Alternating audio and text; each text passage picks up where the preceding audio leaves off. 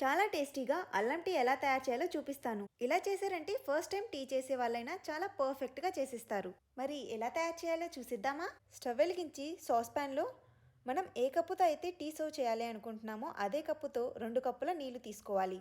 నేనిక్కడ ఇద్దరి కోసం టీ పెడుతున్నాను. నీళ్లు మరిగేలోగా 2 ఇలాచీలను కొద్దిగా దంచుకోవాలి.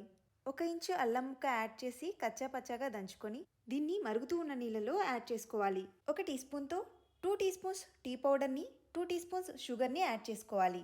ఇప్పుడు మంట మీడియం ఫ్లేమ్లోకి టర్న్ చేసి కలుపుతూ డికాషన్ని 2 మినిట్స్ మరిగించుకోవాలి. మరిగిన డికాషన్లో అదే కప్పుతో 1 కప్పు చిక్కటి పాలు యాడ్ చేసుకోవాలి.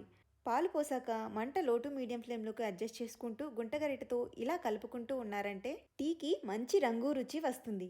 ఇలా 2 మినిట్స్ మరిగించుకున్నాక స్టవ్ ఆపేసి సర్వ్ చేసుకోవడమే. ఇలా ఒకసారి ట్రై చేసి చూడండి, మీకు తప్పకుండా నచ్చుతుంది. వీడియో నచ్చితే లైక్ చేయడం మర్చిపోకండి.